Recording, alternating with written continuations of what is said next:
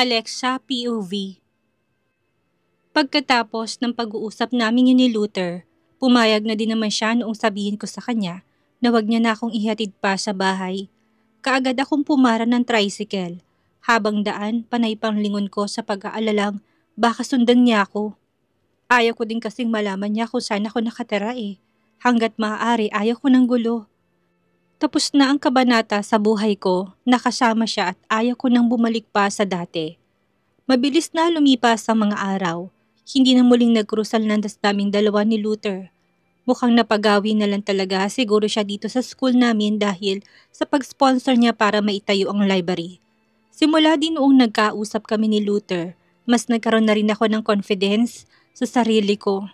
Tuluyan na rin nawala ang takot sa puso ko sa isiping hindi niya na ako guguluhin. Alam ni Luther kung nasan ako at ni minsan, hindi na siya nagpapakita sa akin. Siguro nga, tuluyan niya na din akong pinalaya. Kahit naman papaano, bumilib din ako sa kanya. May isang salita rin naman pala siya eh. Ang huling naging balita ko ay bumalik na raw ito ng Manila. Ang alok ni George, sa akin noon na maging muse ng team nila ay tinanggihan ko na rin. Bigla kasing nag-alok ang eskwelahan ng full-time scholarship sa mga piling estudyante. Basta maipasa lang ang exam at isa ko sa mga estudyante na sinuwerte. Gayunpaman, kahit na tumanggi ako na maging muse ng team nila, naging magkaibigan din naman kami. Maliban kina Emerald at Crystal, naging kaibigan ko na rin sila Melissa at George. Maayos naman silang kasama, mababait rin naman sila at kasundo ko. Yun nga lang, kasabay ng pagiging magkaibigan namin nila Melissa at George, ay ang biglang pag-drop out naman nila Emerald at Crystal. Ayaw na daw nilang ipursige ang pag-aaral nila dahil tinatamad na daw sila. Mas gusto na lang daw nilang magtrabaho para kumita ng salapi. Sayang naman, sure na ba kayo? Seryosong tanong ko pa nga sa kanila. Umaasa ako na sana magbago pang isip nila. Sobrang nanghinayang kasi ako eh, kung saan isang taon na lang at gagraduate na kami. Saka naman sila hihinto. Alam na nila mommy ang school na pinapasukan ko at may balak daw silang puntahan ako doon. Kaya naman hindi na muna ako lalabas ng bahay. Seryosong sagot ni Emerald sa akin. Si Crystal naman ang hinarap ko. Same, magpapalamig lang ako ng konti at baka maghahanap na lang din ako ng trabaho. Pinutol na kasi ni Daddy ang allowance ko eh. Malungkot na sagot naman ni Crystal sa akin. Hindi ko tuloy maiwasan na mag-alala. Kahit hihinto sila, ibig bang sabihin nito na babalik na rin sila ng Manila. Kung ganun, kailangan ko na rin sigurong maghanap ng ibang matitirahang bahay. Hindi ko kasi kakayanin ng renta kung sakaling aalis na silang dalawa. Okay, basta kapag kailangan niya nang bumalik ng Manila, sabihin niyo ka ng advance ha, para naman makahanap ako ng ibang bahay na matutuluyan. Seryosong sagot ko. Don't worry Alexa, wala kaming balak na umalis ng bahay. Wala rin kaming balak na bumalik ng Manila. Dito lang kami, hihintay ka namin na makagraduate. Nakangiting wika ni Emerald sa akin na labis kong ipinagpasalamat. Tuloy pa rin naman pala ang pagsasama namin sa iisang bubong. Kahit paano, naging palagay na din ang loob ko. Sa bagay, palagi rin kasi nilang bukang bibig na walang iwanan. Sabay daw kaming numating sa lugar na ito at sabay din kaming aalis. Mabilis na lumipas ang mga araw at buwan. Sa wakas, dumating na rin ang pinakaasam-asam ko, ang aking graduation. Taas no akong makyat sa stage. Walang pagsidla ng tuwang nararamdaman ng puso ko. Ang diploma na natanggap ko ay gusto kong ialay sa mismong puntod ni Mommy. Sa wakas, natupad ko na rin ang hiling niya sa akin noon. Yun na yung makapagtapos ng aking pag-aaral. Congratulations, Alexa! Nakangiting bati nila Emerald sa akin. Niyakap ako nito ng mahigpit. Ramdam kong tuwa sa mukha niya samantalang si Robin naman ay tahimik lang. Actually, kung hindi lang siguro sila huminto sa pag-aaral, kasama ko sana silang nakapagtapos ngayong araw. Kaya lang hindi ko naman sila pwedeng pilitin kung anong nais nila. Ang labis ko lang na ipinagpapasalamat ay sa kabila ng lahat ng paghinto nila sa pag-aaral, hindi rin talaga nila ako iniwan. Hanggang ngayon magkasama pa rin kami sa iisang bubong. Thank you, Emerald. Sa wakas, nakuha ko na rin ang diploma na pangarap ni Mommy sa akin. Pwede na akong bumalik ng Manila. Nakangiti kong sagot. Talaga? Wow, good news yan. Naunahan mo lang kaming magsabi. Balak na rin kasi namin ni Crystal na bumalik na ng Manila. Nakangiting sagot naman ni Emerald sa akin. Wow, ang galing naman ng kapalaran. Mukhang sabay-sabay na tayo nitong sasakay ng barko ah. Natatawa akong bigkas. Oo nga eh. 2 taon na rin ang mabilis na lumipas at miss na miss ko ng ingay ng Manila. Natatawang sagot ni Crystal. Ganon din ako. Kahit naman hindi magandang naging buhay ko sa Manila. Handa na rin ulit akong sumugal ngayon. Ngayong may diploma na ako. Bala ko umpisa na rin ang mag-job hunting sa Manila. Excited kong bigkas. 2 taon. Yes, ang bilis ng panahon at feeling ko ready na ako. Kasabay ng pagkakaroon ko ng diploma, ay ang pangako ko sa sarili ko nakakalimutan ko ng nakaraan. Ibabaon ko na sa limot ang lahat ng masasakit na alaala para makapag-focus na ako sa bagong karera ng buhay ko. Paano ba yan? Kanya-kanya na muna tayo. Nakangiting bigkas ni Emerald sa aming dalawa ni Crystal. Kakababa lang namin ng sinakyan naming barko dito sa port nang bigla niyang sabihin ng katagang yun. Kanya-kanya, ibig sabihin bahala na kami sa kanya-kanya naming sarili. Uuwi na sila sa bahay nila, samantalang ako hindi ko alam kung saan tutungo. Gayunpaman, pilit akong ngumiti. 2 taon din kami magkasama sa isang bubong at nasanay na ako sa presensya nila. Pero kailangan kong intindihin ang sitwasyon.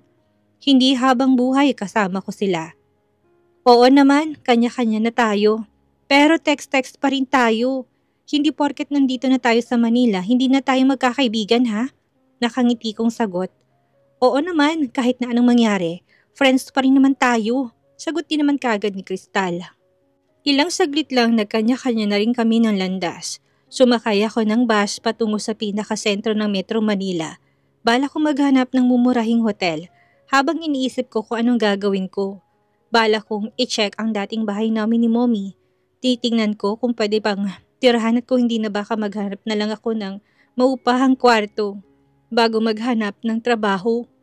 Malaki pa ang pera na meron ako sa bangko. Sa loob ng 2 taon, hindi ko naman naubos ang pera na ibinigay sa akin ni Luther dati dahil naging matipid ako. Nakatulong din talaga sa akin ang maging part-time job. Habang nag-aaral, plus palagi din ako nililibre na mga kaibigan ko sila Emerald at Crystal. Ang kailangan ko na lang gawin ngayon ay muling kontakin si Rita. Yes, ang kababata kong si Rita. Tsaka ko na nagtatampo na yon sa akin. 2 taon ako hindi nagpakita sa kanya. Wala ding komunikasyon at baka galit na siya sa akin. Sa mismong tapat ng isang mumurahing hotel ako bumaba ng bus. Hapon at kailangan ko nang makapag-check-in. Wala kasi akong balak na magpagala-gala sa labas. Medyo matagal akong nawala dito sa Metro Manila at iba ang buhay ko dito kumpara sa propinsyang pinanggalingan ko. Feeling ko tuloy ngayon, muli ako nag-umpisa sa buhay. Feeling ko ngayon, muli akong bumalik sa dati. Gayunpaman, ganado naman ako muling mag-umpisa ang buhay. Pagka-check-in ko sa hotel, nagpasya na rin ako maligo na muna. Mahaba ang oras ng biyahe namin kanina nila Emerald at Crystal at medyo nakakaramdam na din ako ng panlalagkit ng aking katawan. Pagkatapos kong maligo at magbihis ng komportabling damit, saka ko naman nilabas ang aking bagong cellphone. Binili ko talaga ito bilang gift. Sa sarili ko saka sa nasabi ko na may malaking amount pa na perang natira na nasa account ko. Saka medyo matagal na rin akong hindi gumagamit ng cellphone. Nung nag-aaral ako, laptop ang naging gamit ko at never ko nang binuksan ng social media account ko. Yun din ang dahilan kaya nawalan ako ng komunikasyon kay Rita. Pero ngayon, kailangan ko nang harapin ang tunay na takbo ng buhay.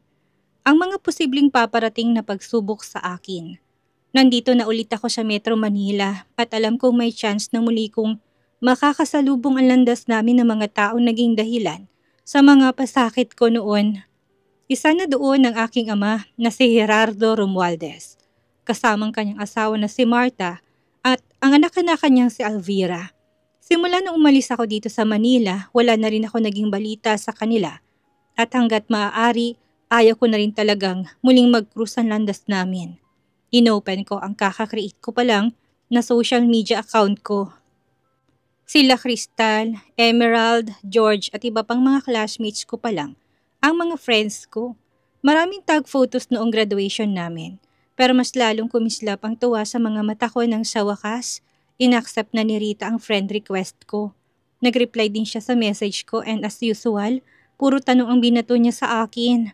Kung kamusta na daw ako at nasaan na ako ngayon, hindi na ako nakapaghintay pa. Kusa ko nang pinindot ang call button. Rita! Masigla kong bigkas nang sa wakas sinagot niya na din kaagad ang tawag ko. Alexa, ikaw ba talaga yan? Nasaan ka? Kamusta ka na? Andaya mo naman, bakit ngayon ka lang nagpakita? Sunod-sunod na tanong niya sa akin. Aw, ano ba yan? Ang dami namang tanong. Natatawa kong sagot. Oo, marami talagang tanong dahil ang tagal mong nawala. Teka lang, nasan ka ba ngayon? Pupuntahan kita. Magkita tayo. Alam mo bang sobrang namiss kita?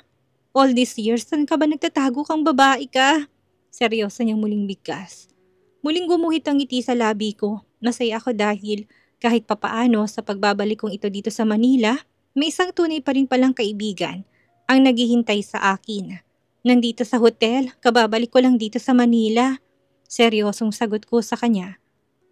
Saang hotel? Naku, makukurot talaga kita eh. Ano bang ginawa mo sa sarili mo? Alexa, ang tagal mong nawala. Seryosong bigkas niya. Malapit lang ako sa mall na paborito nating tambayan noon. Kung may time ka, magkita tayo para makapag-usap tayo ng maayos. Miss na din kita, my friend. Nakangiti kong bigkas. Okay, sige. Magkita tayo. On the way na ako. Naku, humanda ka sa akin. Makukurot talaga kita sa singit kang babae ka.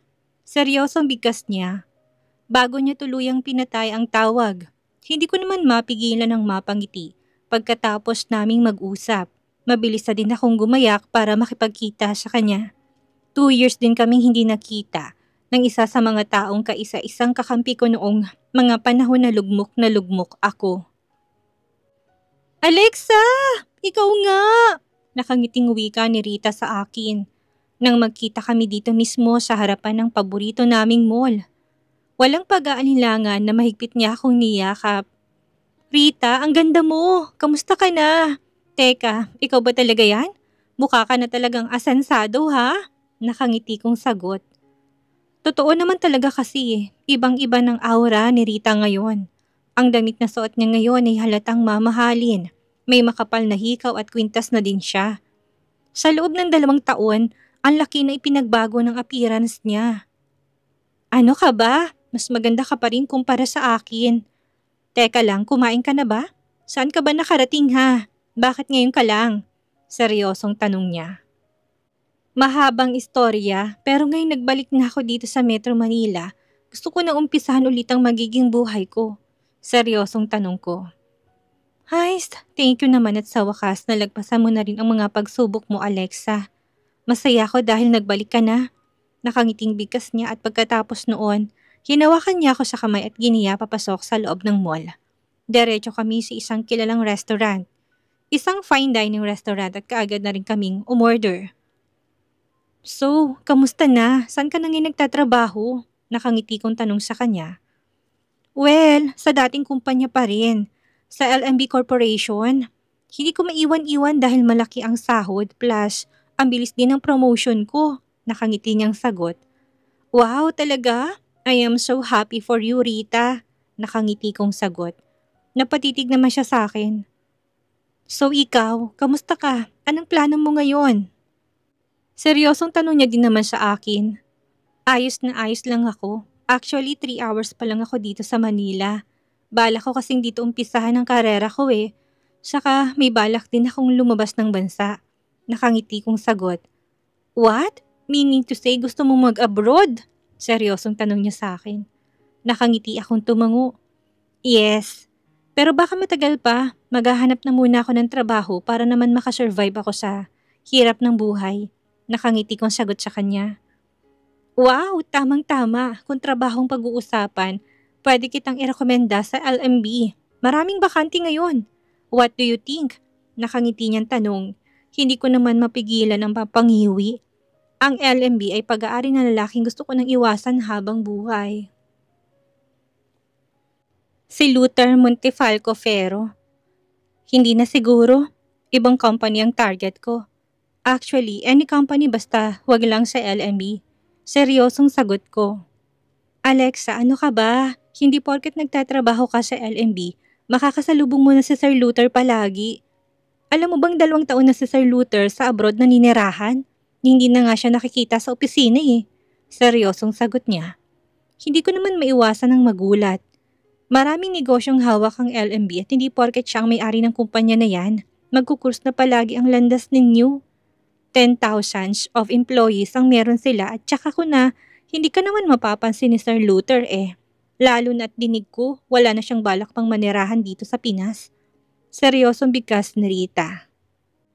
Kahit na, susubukan ko sigurong mag-apply na muna sa ibang company. Tapos kung wala talaga, no choice na din siguro ako kung hindi ang mag-apply sa LMB. Nakangiti kong sagot. Ikaw ang bahala, basta palagi mong tatandaan, magkaibigan tayo at handa akong tulungan ka sa lahat ng oras. Seryosong bigkas niya din naman sa akin.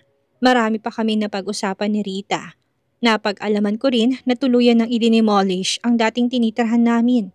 Lahat naman daw na nakatira ay binigyan ng relocation house. Sayang nga lang dahil hindi ako napasamang nabigyan dahil wala ako noong mga panahon ng demolition.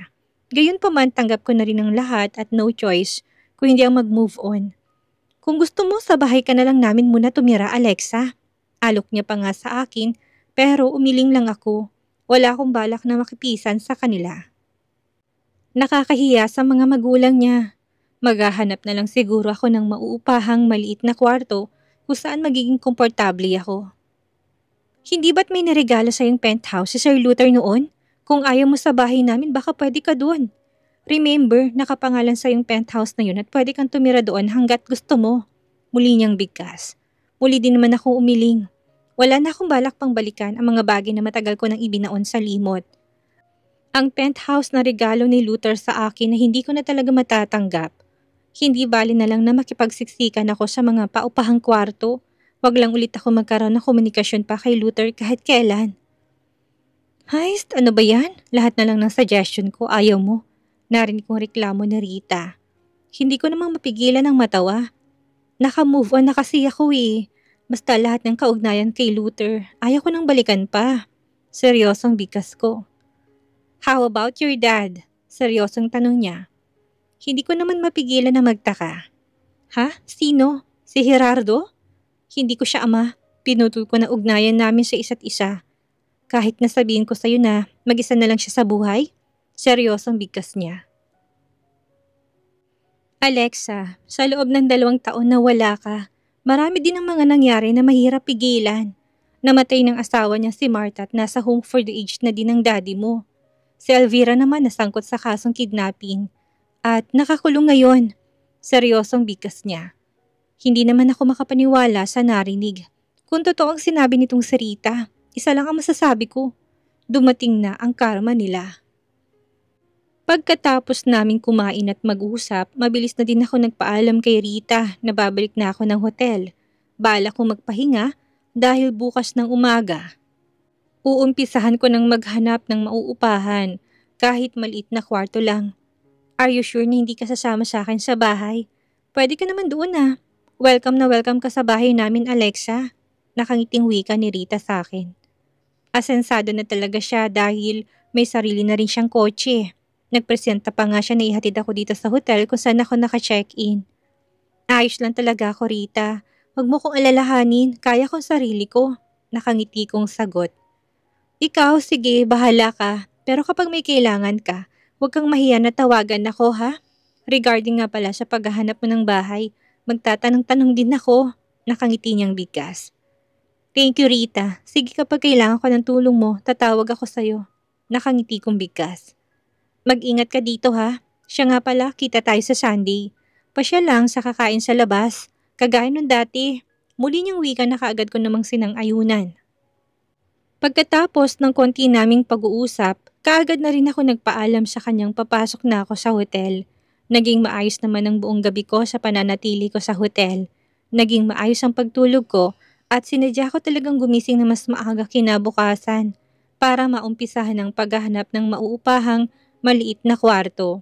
Sakto naman dahil noong palabas pa lang ako ng hotel, biglang tumawag sa akin si Emerald. Tinatanong ako nito kung nasaan na daw ako at kung nakahanap na raw ba ako ng kwartong marerentahan. At noong sinabi ko na wala pa, sinabi niyang may alam daw siyang paupahan. Susunduin niya daw ako dito sa hotel kaya hinintay ko na siya. Nag-check out na din ako dahil kaunti lang naman ang mga dala kong gamit. Isang handbag lang naman at isang medyo may katamtamang laki ng luggage na puro mga damit ko lang naman ang laman. Pagka-check out ko, naghintay lang ako ng ilang saglit sa lobby ng nasabing hotel at dumating din naman kaagad si Emerald.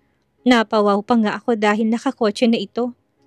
Sa bagay, walang dapat na ipagtaka dahil noon pa man, alam kong galing siya sa mayamang angkan. Emerald, thank you ha. Alam mo bang hindi ko talaga alam kung paano mag-uumpisang maghanap ng bahay. Seryosong wika ako sa kanya. Walang problema, para ano pa't magkaibigan tayo hindi ba? Nadaanan ko lang naman ang paupahan na yon at saka kung magiging komportable ka doon, nakangiti niyang sagot sa akin. Hay, sana lang talaga, pasok sa budget ko ang renta. Mahina ko ding bigkas. Bigla namang natawa si Emerald. Ano ka ba? Yan pa talagang iniisip mo? Of course, pasok na pasok sa budget mo no? Hindi ko iaalok sa'yo kung hindi mo naman kayang bayaran. Nakangiti nitong Shambit. Hindi ko din mapigilan ang mapangiti. Hindi ko alam kung coincidence lang ba ang lahat dahil ang tinutukoy na paupahan ni Emerald ay isang building na matatagpuan malapit lang din sa LMB Corporation. Tanaw din mula sa building na ito ang penthouse kung saan ako dating itinira ni Luther. Emerald, sure ka ba dito? Bakit dito? Nagtataka kong tanong. Duda din kasi ako kung makakakuha ko ng murang kwarto sa lugar na ito. Puro kasi matatayog na building ang nakikita ko eh. Ibig sabihin nandito kami sa mga high class na mga condominium unit. Why? Ayaw mo ba dito? Mura ko lang naman talagang ibibigay sa yung renta eh. Natatawang wika niya. Kaagad naman nalaki ang mga mata ko sa gulat. Anong sabi mo? Anong ibig mong sabihin? Nagtataka kong tanong. Alexa, pag-aari kong condo unit na tinutukoy kong parerentahan ko sa'yo. Medyo matagal ko ng pag-aari kesa naman na nakabuyang-yang lang at walang nakatira. Mabuti pang ikaw na lang magrenta. Kahit magkano. Basta ang importante, malibre lang ako sa bayarin ng Homeowners Association na binabayaran ko monthly. Natatawa niyang bigkas. Hindi naman ako nakaimik. Hanggat maaari ayaw ko talagang i-take advantage ang kabaitan niya sa akin. Ang laki na nang naitulong niya sa akin noon pa man. At hanggang ngayon pa ba naman, ganun pa rin siya. Nangihinayang din kasi akong ibenta to eh. Lalo na at regalo pa to nila lolo't lola sa akin. Noong nabubuhay pa sila. Ayaw ko rin naman na paupahan sa iba. Maliban lang sa'yo. Muli niyang bigkas. Bigla din ako napaisip. Pabor din kasi talaga sa akin tong alok niya eh. Imagine, titira ako ng kondo kaysa naman makipagsiksikan ako sa mga masisikip na paupahan. Sige, magkano ba? Seryosong tanong ko. 10,000 lang, pwede mong tawaran kung gusto mo. Nakangiti niyang bigkas. Actually, ang hanap kong kwarto yung tag 5,000 lang pero dahil mas magiging komportable naman ako sa kondong ito, why not? Hindi ko na palalagpasin pa to. Maghahanap na lang ako kagad ng mapapasukan trabaho. Okay, deal. Ihanda ang contract. Pabiro kong sagot. Isang malakas na tawa naman ang kagad na namutawi sa labi ni Emerald.